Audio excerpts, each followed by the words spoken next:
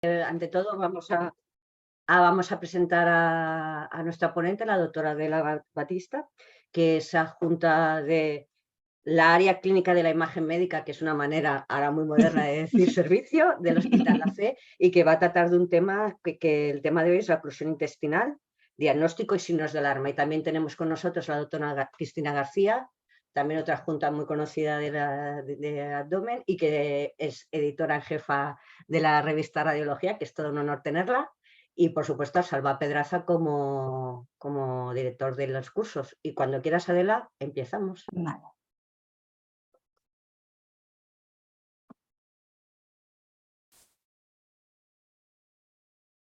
No.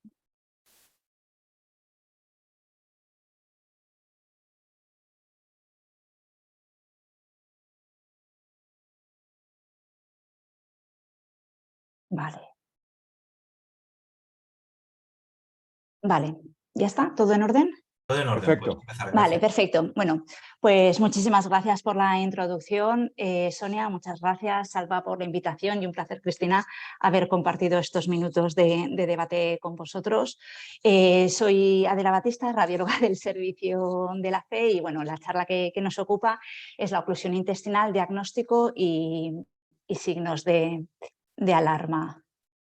Bueno, pues la oclusión intestinal sabemos todos que es un problema clínico frecuente que va a suponer hasta el 25% de los casos de abdomen agudo que consultan en los servicios de urgencias y que requiere un diagnóstico preciso y precoz porque muchos de estos pacientes necesitan una cirugía con carácter urgente. La tasa de complicaciones es variable y oscila entre el 7 y el 42% según la literatura, siendo mucho más frecuente y mucho más elevada en aquellos pacientes que asocian complicaciones vasculares como la isquemia o la necrosis intestinal, incrementándose también el rango de mortalidad.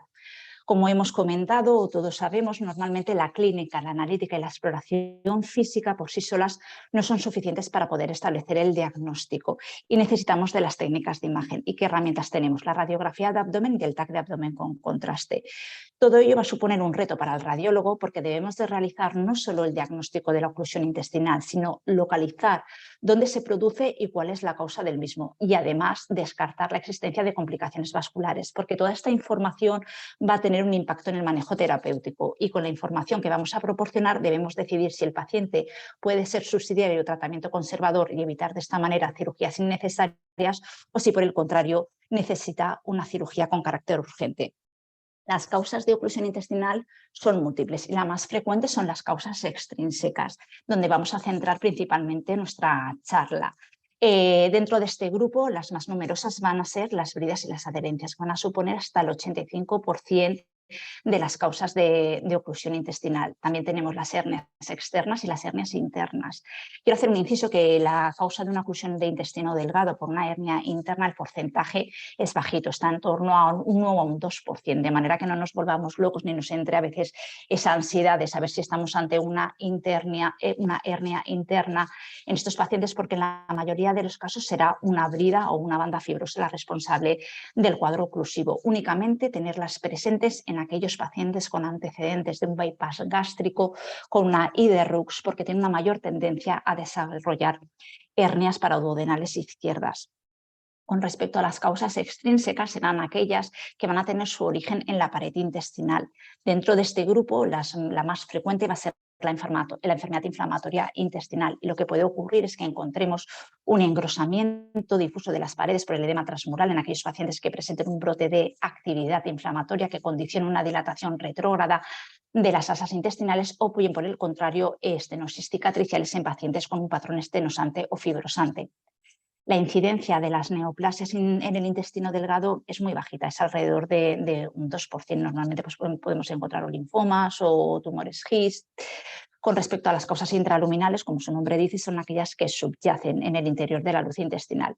Y siempre la respuesta de cuál es la causa de la oclusión intestinal la vamos a encontrar en el punto donde se produce el cambio de calibre. Es decir, donde las asas pasan de estar dilatadas a tener un calibre normal o estar colapsadas. Aquí tenemos el caso de un paciente donde vemos que existen asas yeyunales que están dilatadas, vemos como las asas ileales y parte del marco cólico está colapsado y vamos a buscar dónde se produce este cambio de calibre, dónde se localiza esta zona de transición. Y en la zona de transición lo que encontramos es una litiasis, de manera que estamos ante un cuadro de oclusión intestinal secundario a un iliobiliar. Con respecto a las técnicas de imagen, como hemos comentado tanto en la charla inicial como al inicio de la presentación, disponemos de dos, de la radiografía y del TAC. El problema de la radiografía es que es una técnica con una baja sensibilidad y especificidad para el diagnóstico del cuadro de oclusión intestinal. Nos permite únicamente hacer una aproximación diagnóstica, pero sigue siendo una de las pruebas recomendadas para la SERAM en estos pacientes. El TAC es la prueba de imagen gold estándar porque tiene una sensibilidad y especificidad muy alta para el diagnóstico de la oclusión intestinal, en torno al 90%. Y además, como hemos comentado, no solamente nos permite la posibilidad de diagnosticar una oclusión intestinal, sino de localizar y determinar cuál es la causa y descartar la presencia de complicaciones vasculares que implicarían un cambio en el manejo terapéutico del paciente. Las desventajas son todas conocidas por nosotros, que es el uso de radiaciones ionizantes y de contraste yodado. ¿Qué es lo que nos vamos a encontrar en una radiografía de abdomen? Pues un poco, si recordamos la fisiopatología de lo que ocurre en un cuadro de oclusión intestinal, es lo que vamos a ver reflejado. Una oclusión intestinal, que no deja de ser un stop del tránsito intestinal, lo que se va a producir es un aumento del movimiento de las asas intestinales para intentar solventar el obstáculo, de manera que las asas se van a dilatar. Una vez se sobrepasa la capacidad neuromuscular de la pared intestinal, se va a favorecer el sobrecrecimiento bacteriano. Normalmente son bacterias anaerobias y gram negativas que van a producir una gran cantidad de gas, y lo que vamos a ver van a ser asas neumatizadas y dilatadas que habitualmente presentan una disposición centroabdominal. Se suele acompañar de ausencia de aire distal, pero en ocasiones podemos observar que persisten restos fecales residuales en el marco cólico o incluso en la ampolla rectal, sobre todo dependiendo del tiempo de instauración del cuadro de oclusión intestinal. Cuidado con los silencios aéreos, donde no vamos a ver con tanta sutileza como en las exploraciones anteriores las asas dilatadas y neumatizadas, porque van a estar llenas de líquidos. En estas ocasiones, signos auxiliares como el signo de collar de perlas nos pueden ayudar al diagnóstico, que consiste en ver pequeñas burbujas de aire que quedan atrapadas entre las válvulas conniventes del asa intestinal dilatada. Y si realizamos una radiografía en bipedestación, lo que nos vamos a encontrar son niveles hidroaéreos en diferentes asas intestinales de más de 2,5 centímetros de longitud. Con respecto al TAC de abdomen, es la técnica de imagen de elección. No necesita contraste oral, ya tenemos las asas suficientemente distendidas y llenas de líquido para tener un buen contraste con la pared intestinal. Además, en muchas ocasiones el propio estado del paciente va a imposibilitar que tome contraste oral. Sí que necesitamos el contraste venoso, y el estudio normalmente se realiza con una sola fase portal. Algunos estudios hablan de que igual sería mejor realizar una fase entérica con una arterial tardía, porque para tener mayor realce, una mayor confianza en el realce de las paredes intestinales, pero lo habitual es realizar una adquisición en fase portal, que es como lo realizamos en nuestro hospital. Y como veremos y se desarrollaremos a lo largo de la exposición, el grupo de radiólogos franceses, que son los que más publican y los que más saben de este tema, recomiendan añadir a nuestro protocolo de imagen un estudio basal sin contraste. Las reconstrucciones multiplanales van a ser de gran ayuda, y las imágenes MIP y vasculares pues pueden ser una opción. Este es el caso de dos pacientes que acuden a nuestro hospital. En los signos que vemos en la radiografía de abdomen son dos pacientes que presentan asas intestinales dilatadas, neumatizadas, con una disposición centroabdominal y ausencia de aire distal, de manera que la información radiológica que obtenemos en estos dos casos es similar. Pero cuando realizamos el estudio de ETC del primer paciente, confirmamos que existe un cuadro de dilatación de asas de delgado, donde observamos un cambio brusco de calibre que sugiere un posible origen adherencial, que confirmó posteriormente la cirugía. Sin embargo, al realizar el estudio de ETC en el segundo paciente, lo que nos encontramos fue una colección anfractuosa centroabdominal de paredes mal delimitadas con niveles hidroaéreos, y estamos en el contexto de una peritonitis fecaloidea por una necrosis isquémica y perforación del colon sigmoide. Lo que quedaba reflejado en la radiografía de abdomen era un ilio paralítico reactivo a todo este proceso inflamatorio infeccioso intraabdominal, de manera que la información obtenida en las radiografías de abdomen era muy similar, sin embargo, el diagnóstico por TC fue totalmente diferente, cambiando el manejo y pronóstico en cada uno de los casos. De manera que, ¿cuál va a ser el caso del TC en el caso del TC en la oclusión intestinal? Pues en primer lugar nos va a permitir determinar si existe una oclusión intestinal. Ya hablaremos de una oclusión intestinal cuando las asas del intestino grueso presenten un diámetro superior a los 8 centímetros y en el intestino delgado cuando presenten un diámetro superior a los 2,5 centímetros. En segundo lugar, cuando tenemos una oclusión intestinal, tenemos que determinar si se trata de una oclusión mecánica, es decir, si existe un cambio de calibre, una zona de transición donde las asas pasan de estar dilatadas a estar colapsadas o recobrar un calibre normal. En caso de no existir una oclusión mecánica, en el colon vamos a hablar de un síndrome de Golgi y en el caso del intestino delgado hablaremos de un ilio paralítico. Si estamos ante una oclusión mecánica porque hemos identificado un cambio de calibre, debemos de averiguar cuál va a ser la causa. Recordar que en el intestino grueso hasta el 90% de las causas de oclusión intestinal va a ser secundaria a tumores de avólvulos, mientras que en el intestino delgado hasta el 85% de las causas serán debidos a cuadros adherenciales. Y si estamos ante un cuadro de oclusión intestinal de origen adherencial, por último tenemos que decir si se trata de un mecanismo de oclusión simple o por el contrario se trata de una asa cerrada. ¿Qué es una oclusión intestinal mecánica? Pues como hemos dicho, los tres requisitos para poder hablar de una oclusión intestinal mecánica es que exista un punto de transición que condicione una dilatación retrógrada de las asas proximales y un colapso de las asas distales. Como vemos en este dibujo, se produce el cambio de calibre en un punto del intestino delgado que ocasiona una dilatación de las asas proximales, mientras que las asas distales estarán totalmente colapsadas. Y en el colon lo mismo, vemos cómo existirá la dilatación retrógrada y el colapso de las asas distales. ¿Qué va a ocurrir en los casos de una oclusión mecánica en el colon, en el intestino delgado? Pues dependerá de la competencia de la válvula iliocecal. Si la válvula iliocecal es competente, las asas de delgado tendrán un calibre y una morfología normal. Si por el contrario es incompetente, se va a producir un paso retrógrado de todo el aire que se ha ido acumulando en el colon y tendrán también una apariencia dilatada. Para saber que se trata de una oclusión intestinal debemos de identificar el punto de transición. ¿Y cómo vamos a poder localizar el punto de transición que juega un papel crucial en estos pacientes? Pues las reconstrucciones multiplanares nos van a ayudar, porque parece una tontería, pero en muchas ocasiones el estudio de las imágenes axiales es mucho más complicado identificar el punto de transición, mientras que si realizamos reconstrucciones multiplanares lo vamos a ver con una mayor claridad, de manera que van a incrementar nuestra eficacia diagnóstica. También tenemos el patrón de miga de pan, nos va a resultar de gran ayuda. Recordar que el patrón de miga de pan es la apariencia que adquiere el contenido intestinal que queda remansado en las asas intestinales al mezclarse con las burbujas aéreas, que le confiere este aspecto similar al de las heces del marco del colon.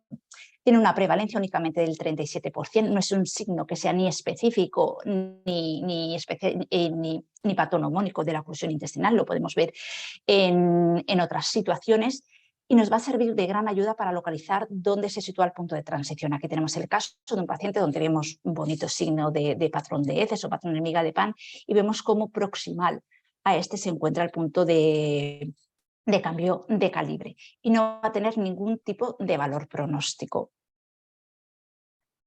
Como hemos dicho, una vez ya teníamos claro que si tenemos un paciente con una oclusión intestinal mecánica de origen adherencial, tenemos que saber si se trata de una oclusión simple o en asa cerrada. En las oclusiones simples solamente vamos a ver un único punto de transición o de cambio de calibre, mientras que una oclusión en asa cerrada es por definición aquella que presente 2 o más puntos de cambio de calibre. De manera que vamos a hablar de una oclusión intestinal simple en aquellos pacientes que van a presentar un solo cambio de calibre una vez hemos descartado la causa parietal o intraluminal y como hemos comentado, las principales causas van a ser las bridas o las adherencias. Antes se pensaba que las bridas y las adherencias no se veían en las imágenes de TAC, ¿no? Y hablábamos del diagnóstico por brida y adherencia por exclusión, cuando veíamos un cambio de calibre pero no éramos capaces de identificar cuál es la causa. Pero actualmente sabemos que sí que somos capaces por imágenes en signos radiológicos que nos van a permitir diagnosticar la presencia de una banda fibrosa o una adherencia. ¿Y cómo se ven las bridas o las bandas las adherencias en el estudio de TC. Pues van a tener una morfología en pico de pájaro. ¿Qué significa el pico de pájaro? Lo que está reflejando es el afilamiento distal de la asa intestinal atrapada por esta brida o adherencia. Y se suele acompañar del fat knot sign, que el fat knot sign no deja de ser, no sé traducirlo en castellano este término, pero no deja de ser la impronta de la grasa de la banda adherencial sobre el asa que está atrapada. Recordemos que una adherencia, una brida al final está formada por tejido conectivo y grasa, y eso es lo que queda reflejado en la imagen de TC. En este estudio publicado en el AJR en el 2009 nos dice que la presencia del pico de pájaro y del fat knot sign nos permite diagnosticar con certeza que el origen del cuadro de oclusión intestinal va a ser por una adherencia a una única banda fibrosa. También existe la posibilidad de que la oclusión intestinal esté producida por múltiples adherencias o adherencias enmarañadas. En este caso son una especie de adherencias que tienen una menor longitud pero un mayor grosor que la brida o la banda única que hemos hablado anteriormente. Son mucho más frecuentes este tipo de adherencias en los pacientes con antecedentes quirúrgicos o con antecedentes de peritonitis complicadas. Estas adherencias se suelen producir entre el peritoneo parietal y la serosa de las asas intestinales. Y habitualmente los mecanismos de oclusión de estos pacientes es producido más por el acodamiento que se produce entre las asas intestinales más que por un punto donde se produce la obstrucción como ocurre en la banda. En ocasiones no resulta tan sencillo el diagnosticar uno u otro de los mecanismos, pero debemos de intentarlo porque aunque en ambos casos el riesgo de isquemia es bajito, el abordaje quirúrgico de estos pacientes sería diferente. En los pacientes con una banda única, el abordaje sería por vía laparoscópica, mientras que en los pacientes con adherencias enmarañadas sería necesario realizar una laparotomía. Vamos con un ejemplo. Este es un paciente de 51 años que consulta por un dolor abdominal de 4 días de evolución, que asocia náuseas y ausencia de expulsión de aire y heces en las últimas 24 horas. Realizamos el estudio de TAC y efectivamente tenemos asas de delgado dilatadas, llenas de contenido. Vemos que el marco cólico y el resto y asas de delgado están colapsadas, de manera que se trata de una oclusión intestinal mecánica porque va a existir un cambio de calibre, que es el que tenemos que identificar.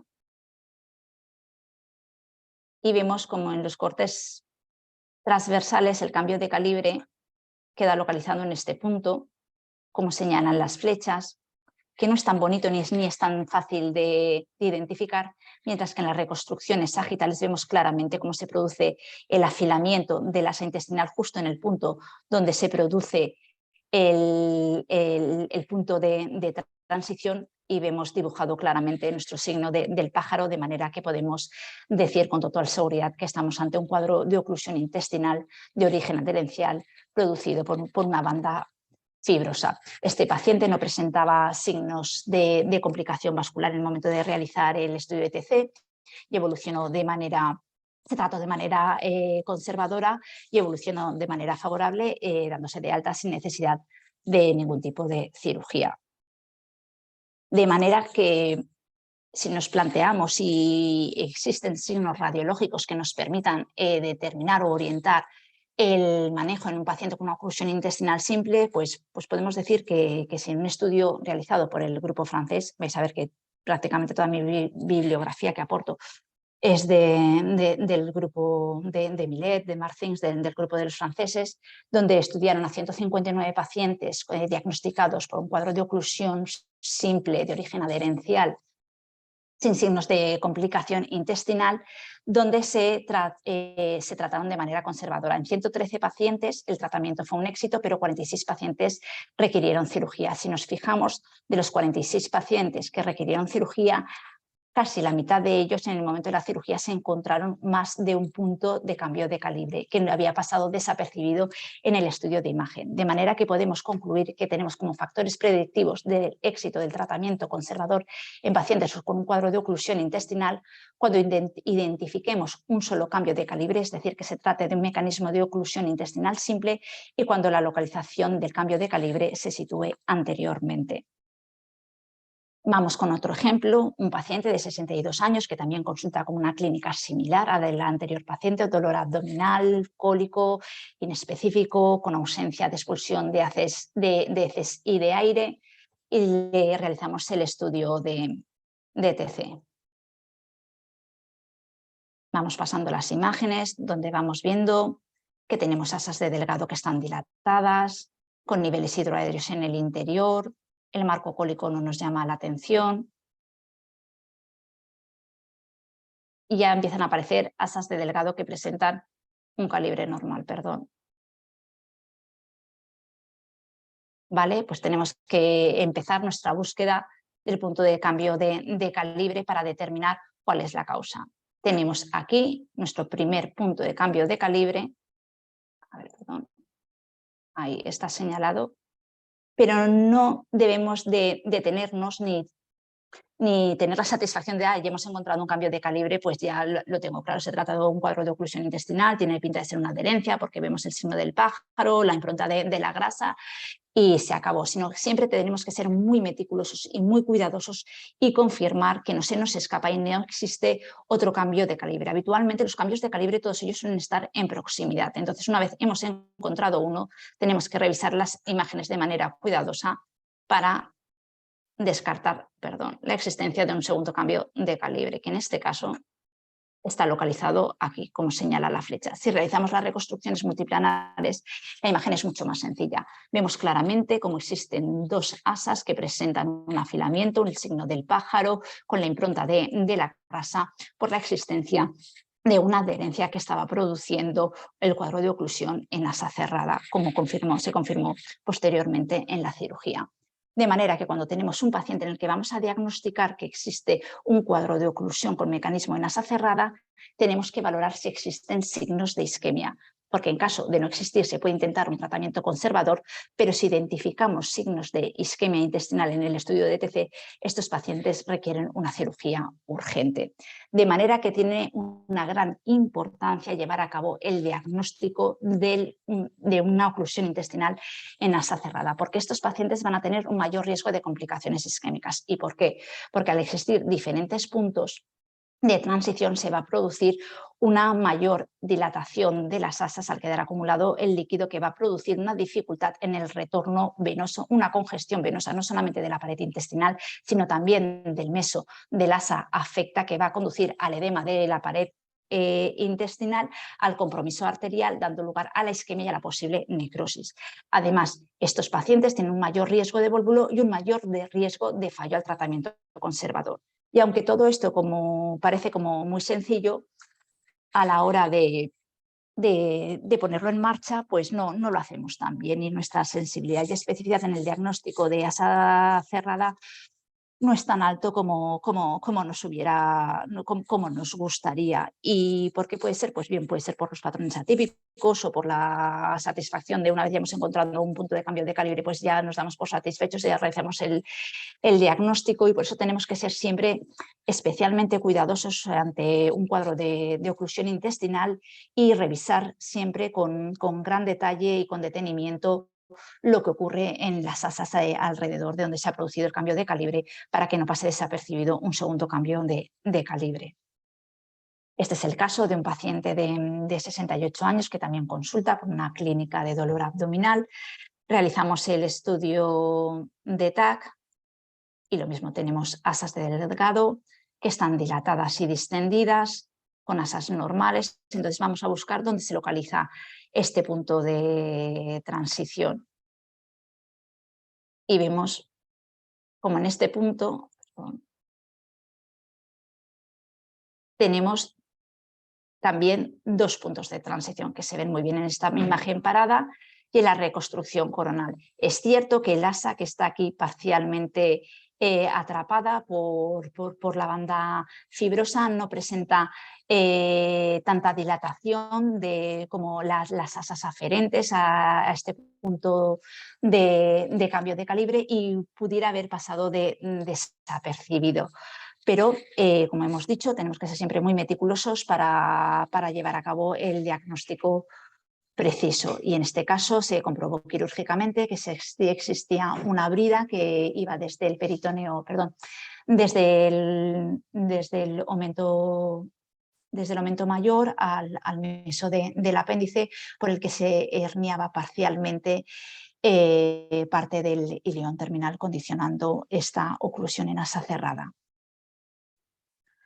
De manera que, ¿qué pistas o qué hallazgos vamos a encontrar en un estudio de TC para poder diagnosticar una oclusión en asa cerrada? Pues como hemos repetido, la existencia de 2 o más puntos de cambio de calibre. Habitualmente las asas en una oclusión cerrada suelen presentar una disposición, una morfología en U. Y también las asas, así como el meso de las asas afectas, presentan también típicamente una disposición radial hacia el punto donde tiene lugar este cambio de calibre. Pero aparte de identificar que se trata de una asa cerrada, lo que es más importante es determinar si asocia o no signos de isquemia intestinal. ¿Y qué signos de isquemia intestinal tenemos que tener presentes en los estudios de TC? Pues sobre todo la ausencia de realce de las paredes intestinales, es el signo de mayor especificidad. Luego la hiperdensidad focal del mesenterio de las afecta y la presencia de líquido, que suele adquirir esta morfología triangular. Estos dos mecanismos están relacionados con el asa intestinal. Y el tercer signo va a estar relacionado con el mecanismo de oclusión, es decir, que se trate de un mecanismo en asa cerrada.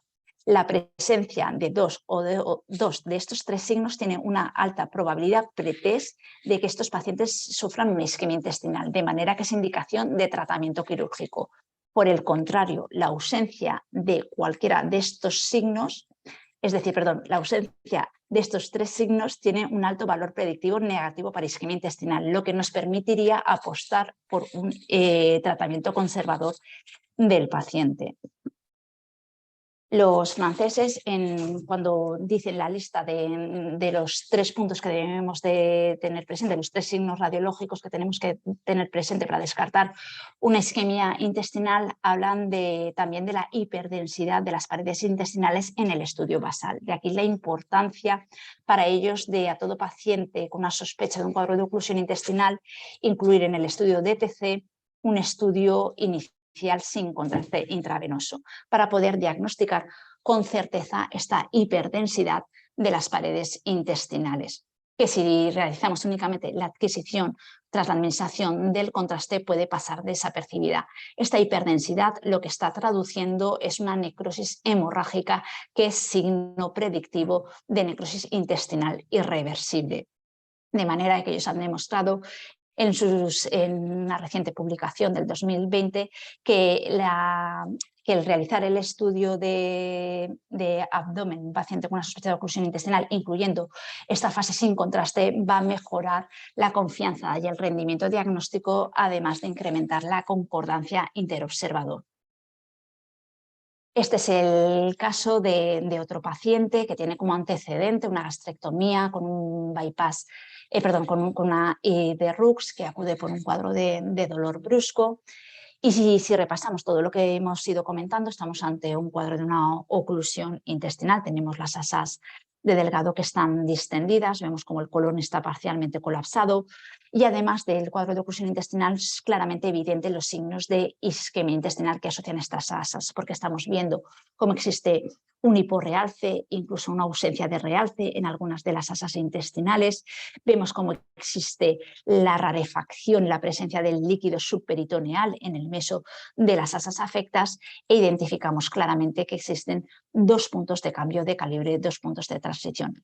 En este caso estábamos ante una hernia de Petersen, que es una complicación frecuente y tardía en los pacientes que han sido sometidos a una cirugía del bypass gástrico, porque se produce una herniación a través del defecto del meso que queda entre la asa alimentaria y el meso del colon transverso. Este paciente fue a quirófano, donde se confirmó la existencia de asas que estaban isquémicas, que estaban hipoperfundidas, y fue necesario la resección de hasta 1 metro de asas intestinales para poder llevar a cabo la cirugía y salvar y evitar que esta isquemia produciera una mayor necrosis. Y con respecto a si la asa cerrada es siempre una ausencia quirúrgica, pues un poco controvertido. Según esta publicación, ¿no? Pues se puede intentar el tratamiento conservador en los pacientes con un cuadro de oclusión intestinal sin signos de isquemia, y lo que el radiólogo puede aportar en el informe de TC, aparte de descartar que existan signos de isquemia, es informar acerca de la distancia entre los puntos de transición. Según este estudio, cuanto mayor sea la separación entre los puntos de transición es superior a los 8 milímetros, las posibilidades de complicaciones isquémicas disminuyen. Y esto tiene sentido porque si están más próximos los puntos de transición, el compromiso vascular va a ser mucho mayor y se va a desarrollar mucho más rápido que si teóricamente están más separados. De todas formas, sigo pensando un poco, mi opinión es que la decisión del tratamiento quirúrgico no solamente está en manos del radiólogo. Nosotros podemos proporcionar información acerca de lo que está ocurriendo en esa isquemia, hablar de signos de alarma, y la decisión pues igual se debe tomar de manera consensuada o la debe tomar el cirujano con el contexto clínico y analítico también del paciente. Por último, recordar que si lo que nos encontramos en el punto de transición es un engrosamiento de las paredes, es decir, la causa es intrínseca en el intestino delgado, debemos de pensar en estenosis con enfermedad de Crohn, y en el intestino grueso en causas tumorales. Y para terminar, pues decir que el diagnóstico radiológico va a ser esencial en la oclusión intestinal y teniendo un impacto directo en el manejo de los pacientes. El estudio de TC con contraste es la prueba de elección, no solamente para el diagnóstico, sino para las posibles complicaciones vasculares. Debemos de reconocer los mecanismos en asa cerrada y los signos radiológicos de isquemia intestinal y dejarlos reflejados en el informe, porque van a influir en la toma de decisiones, y valorar la necesidad de incluir en nuestro protocolo de TC de abdomen un estudio basal sin contraste para incrementar nuestra sensibilidad diagnóstica de la necrosis intestinal. Muchísimas gracias por vuestra atención. Pues muchas gracias, Adela, por esta interesante exposición, y recordar a las personas que nos escuchan que pueden hacer sus preguntas en el chat. La primera pregunta que tenemos para Adela es: ¿en tu experiencia es posible realizar un informe estructurado en la valoración de la oclusión intestinal? ¿Estos informes pueden ser cuantitativos? Espera, que se me ha ido. Bueno, pues un informe estructurado, pues hemos visto, ¿no? Los diferentes puntos, ¿no? que vamos chequeando, ¿no? Cuando vamos explorando el estudio de TC, y podría ser una opción. Lo que pasa es que un poco la urgencia, cada uno, ¿no? Pues nos gusta trabajar de una manera, igual no es tan sencillo establecer una serie de protocolos de informe, como igual es más sencillo en las diferentes secciones, pero no me parece descabellado, incluso igual me parece una buena opción para que no se nos olvide, ¿no? los diferentes puntos, nuestra lista de puntos, y confirmar si realmente estamos finalmente ante qué tipo de oclusión intestinal tenemos, y existen signos de isquemia o no, y no me parece una mala opción. ¿Qué pensarías más, en algo cuantitativo o más cualitativo? O sea, como diciendo, si tengo 2 puntos, tal, como has hecho varios signos así, Sí, o eso ya es... Yo creo que más cualitativo, más que cuantitativo. Cuantitativo me parece un poco más complicado. Vale. Otra pregunta: ¿en tu experiencia los algoritmos de inteligencia artificial pueden ser útiles para la valoración de la oclusión intestinal? ¿Se puede, en el postproceso, pueden hacer un preinforme rápido que después se puede valorar? Ay, ojalá, ¿verdad? Sería Yo mucho más, pensaba lo mismo. sería todo mucho más sencillo para nosotros.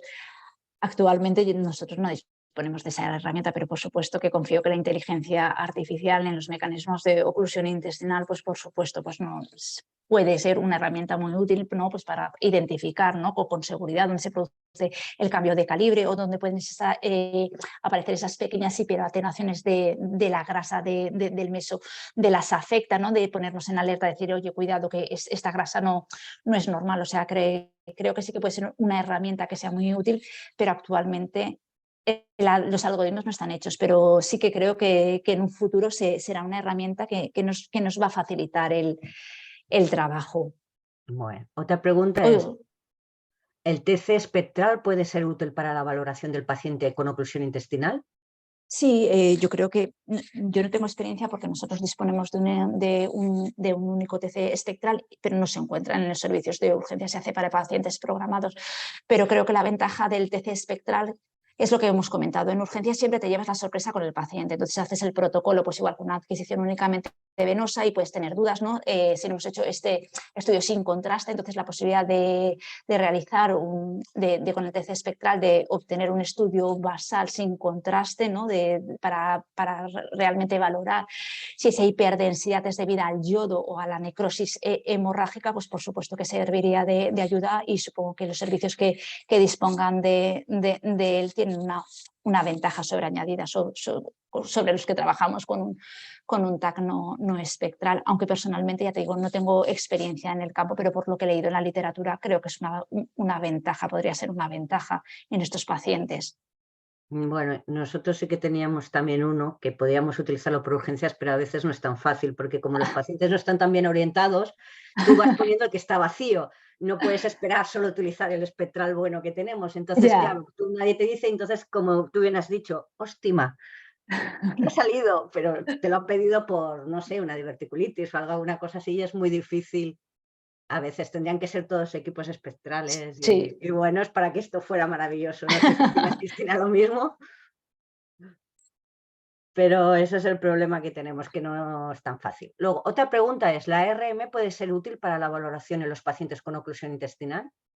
A ver, nosotros la RM la indica en urgencias, o sea, solamente la IDA tiene indicación para la compresión medular. Entonces no es factible. Yo no tengo experiencia, ni la literatura habla mucho acerca de la resonancia. No sé si vosotras tenéis experiencia o lo veis factible, pero yo creo que también un poco la dinámica de la puerta de urgencias me parece que no es la técnica idónea para estos pacientes.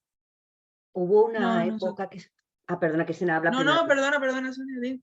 No, hubo una época que salió mucho de los cines para valorar como adherencias, para los pacientes estos que tienen como suboclusiones, para valorar Sí. si de esto. Una época se publicó mucho y tal, y que mirar si había alteraciones de la motilidad. Pero primero que tienes que tener un software especial, y segundo, que la exploración de una respiración esta son 40 minutos de máquina, entre que haces, pones contraste y tal, urgencias, olvídalo. Y para pacientes que sospechas cosas crónicas, verdaderamente luego también es que la reso o lo haces muy bien, muy bien, muy bien, muy bien, el paciente te participa y todo bien, todo te sale bien, oye, o es muy difícil que saques algo. Yo algunas veces hemos hecho algunos con cines en Crohn, sobre todo nosotros hacemos cines en los Crohn también para ver si de esto y tal, y alguna vez te ayuda, pero como, porque la reso está bien, quedarte claro que no tiene nada. Solo en pacientes que es muy marcados, sí, porque hay pacientes que los ves, pero como así norma general y como dices tú en urgencias, es una locura porque es media hora de prueba, como mínimo 45. Cristina, ¿tu opinión? No, lo mismo, vamos, nosotros, igual que Adela, utilizamos la resonancia de urgencia únicamente para compresiones medulares.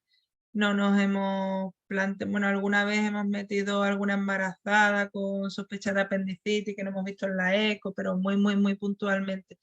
Para patología abdominal, rutinariamente no la usamos, y yo no conozco ningún estudio que compare No. sensibilidad y especificidad TAP versus resonancia en el contexto que tenemos en la sesión de cuadros obstructivos. No sé si ustedes conocen alguno, pero yo no me viene a la mente ninguno. Yo creo No, que sí, porque en realmente no se urgencias no. se Lo que utiliza en ese contexto, ¿no?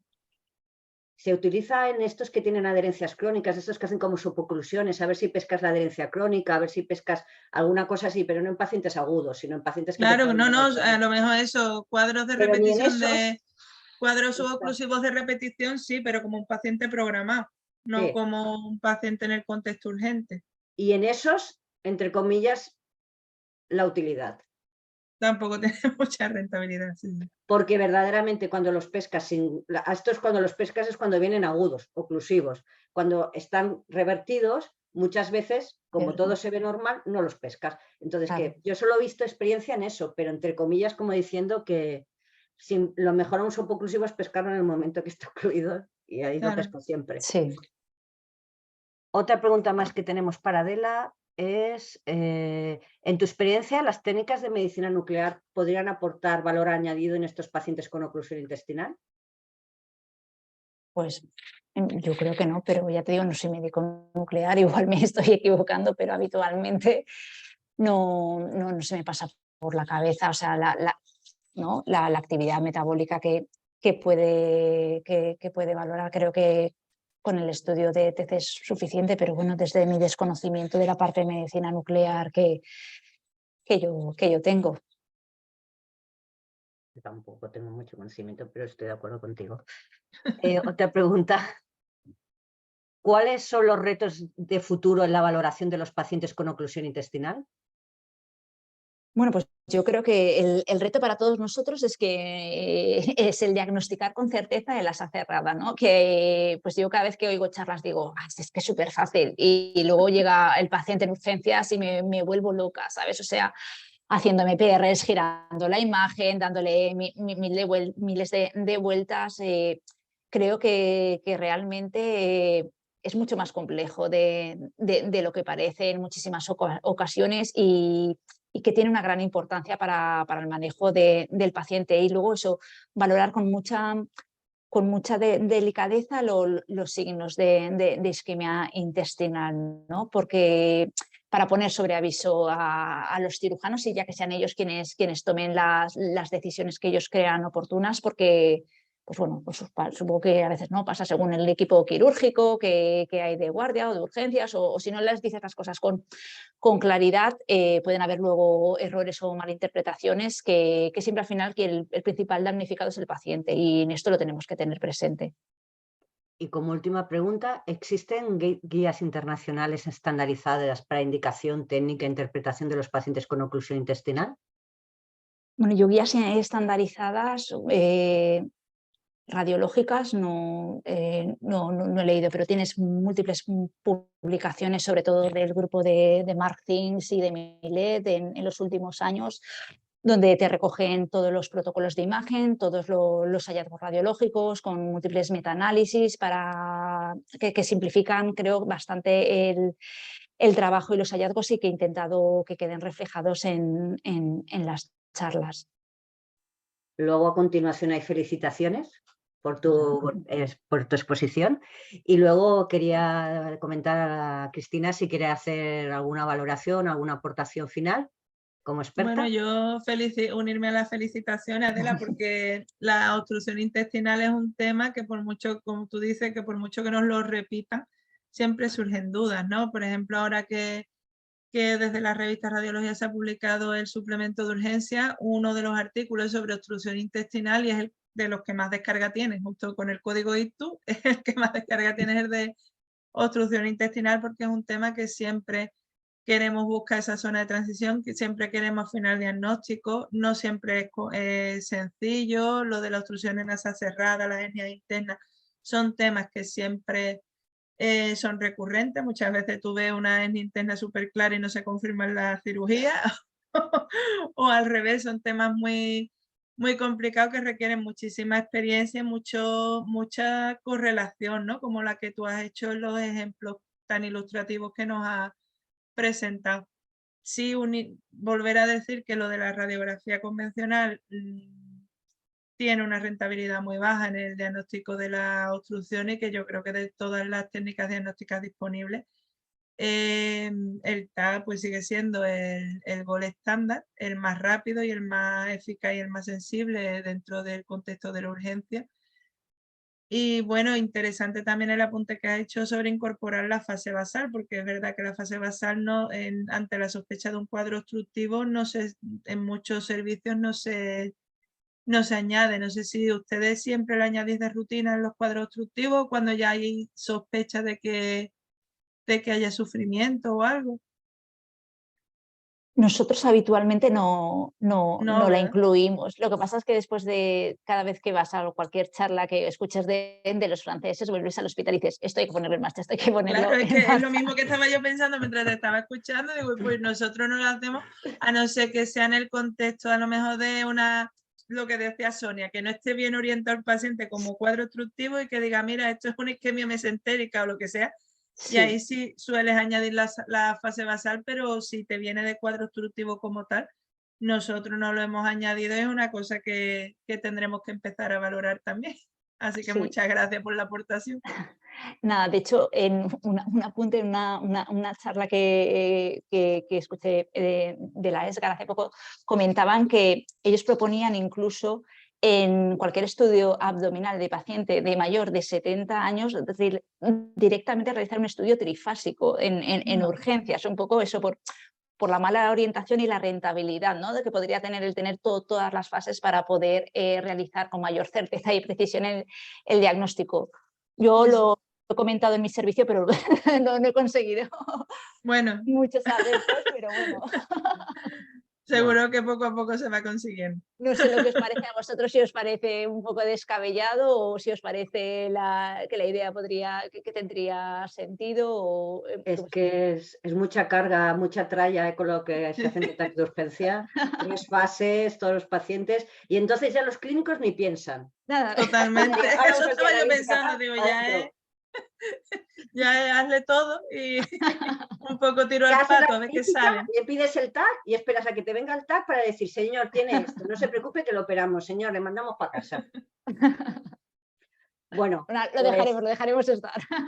Bueno, pues Salva, si quieres hacer Sí, perfecto. el Bueno, final. muchísimas gracias, Sonia, por tu excelente moderación. También gracias, Cristina, por tus comentarios de experta. Y Adela, como siempre, eres una gran docente, explicas muy bien, das mucha claridad de los conceptos. Yo te quería agradecer 3 cosas. Primero, has compartido que para ti también es difícil, porque pensábamos que para los que sabéis tanto de abdomen sería facilísimo, y nos hemos dado cuenta que también para ti es difícil, eso mucho, primero. Segundo, lo has hecho fácil, un tema muy difícil lo has hecho fácil, porque yo creo que ese cuadro que has hecho con todo el algoritmo que hay que seguir, bueno, maravilloso, y como al final, que si oclusión mecánica, asa cerrada, mirar isquemia, yo creo que ese cuadro es maravilloso, o sea que muchas gracias por hacerlo más sencillo y también por provocarnos, ¿no?, para decirnos, oye, valorar el TAC basal, ¿no?, si tenéis un espectral, que ahora todo el mundo está poniendo TACs espectrales en todos los hospitales, valorarlo, estudiarlo, aunque también tanto Sonia como Cristina han dicho que la aplicabilidad práctica, dado el gran trabajo que tenemos, puede ser complicado. Pero yo creo que sí, o sea, creo que es un tema importantísimo y nos has puesto al día, o sea, que muchísimas gracias. No sé si quieres decir algún comentario, Adela. Nada, pues muchísimas gracias a los 3, agradeceros, ¿no?, la oportunidad de participar con vosotros y nada, un placer como siempre, Salva, compartir contigo y un placer haber compartido con Sonia y con Cristina virtualmente esta sesión. Muchísimas gracias y a todos los que la han escuchado, a todos los oyentes. Perfecto. Pues simplemente para comentaros que el lunes volvemos a tener una sesión de abdomen. Estará Miguel Corral, que lo conocéis todos muy bien, que él nos hablará del radiólogo ante la peritonitis. O sea, una sesión también muy interesante. Estáis todos invitados. Que tengáis un gran día, un gran viernes y nos vemos el lunes. Muchas gracias a todos. Vale. Gracias, Gracias. Adela. Gracias, Semana. Cristina. Adiós. Gracias, Sonia. Hasta Un saludo. luego. Adiós. Adiós.